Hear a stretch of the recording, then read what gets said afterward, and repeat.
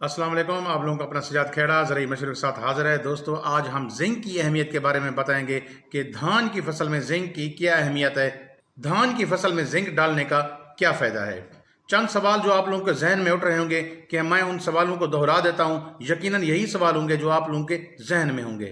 सवाल number 1, zinc डालने का धान की फसल में क्या फ़ायदा है। सवाल नंबर 2, हमें किस किस्म की जिंक डालनी चाहिए।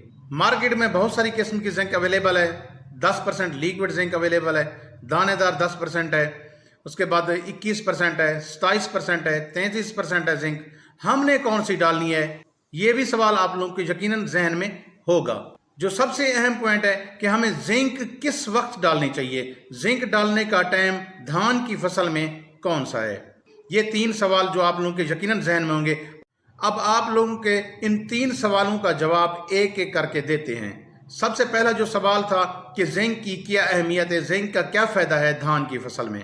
जिस फसल में जिंक ना डालें, जिस धान की फसल में जिंक की कमी होती है, उस फसल की जड़ की बढ़ोतरी रुक जाती है, उसकी जड़ की प्रॉपर ग्रोथ नहीं होती। जिंक डालने से फिर उसकी बढ़ोतरी भी अच्छी होती है, ग्रोथ अच्छी होती है। सबसे दूसरा बड़ा ये है कि कभी आपने देखा है कि फील्ड का चक्कर लगाएं तो वहाँ देखें जो पत्ते हैं, नीचे वाले जो पत्ते होते हैं, स्टार्ट वाले, ऊपर वाले ना, नीचे वाले जो पत्ते होते हैं, उनके ऊपर ऐसे धब्बे पड़े होते हैं जैसे कोई चीज़ जंग लगा हुआ, जैसे लोहे को जंग लगा होता है, इसी तरह पत्तों के ऊपर जंग नुमा धब्बे होते हैं। ये क्या होता है, ये जिंक की कमी की अलामात होती हैं। अगर आप जिंक टाइम पर डाल दें तो उसके बाद ये ठीक हो जाती हैं। बाज़ औक़ात ये होता है कि धान की फसल के जो ना पत्ते जो होते हैं, पौधे के जो पत्ते होते हैं, वो येलो कलर के हो जाते हैं, पीले कलर के हो जाते हैं, तो जिंक डालने से उसका कलर ग्रीन हो जाता है। इसके बाद सबसे बड़ा जो फ़ायदा है कि ज़ियाई तालीफ का अमल तेज़ हो जाता है, खुराक बनने का अमल पत्तों में तेज़ हो जाता है जिंक डालने से।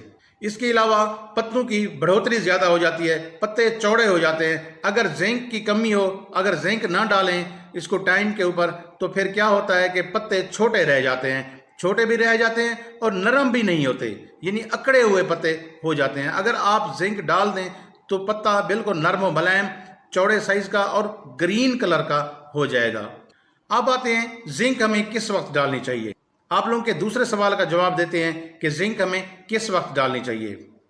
जब आपने पनीरी शिफ्ट कर ली, पनीरी शिफ्टिंग के या लाभ शिफ्टिंग के 2 से 3 हफ्ते के बाद आपने जिंक लाजमी इस्तेमाल करनी है।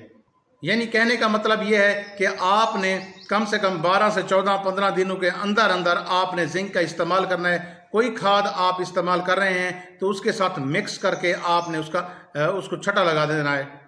इससे वो तमाम अलामात जो आप लोगों से शेयर कर रहे थे, हाँ भी इसका फ़ायदा क्या है या इसको ना डालने से नुकसान क्या है, नुकसान, ये सारी मुकम्मल कवरेज हो जाएगी।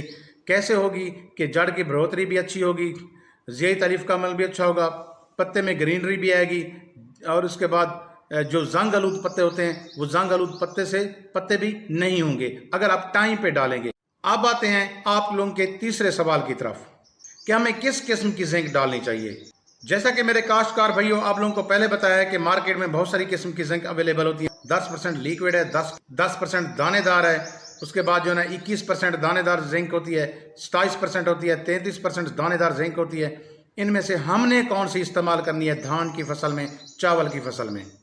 हमने जो जिंक इस्तेमाल करनी है धान की फसल में या चावल की फसल में, वो आप लोग इस्तेमाल करें 27% या 33%। इसका रिजल्ट अच्छा है। आपने इसकी डोज कितनी इस्तेमाल करनी है, आपने जो इसकी डोज डालनी है वो कम से कम 2 थैलियाँ, अगर 3 kg वाली हो तो 2 थैलियाँ आपने इस्तेमाल करनी, यानी 5 से 6 किलोग्राम आपने फी एकड़ में इसका इस्तेमाल करना है।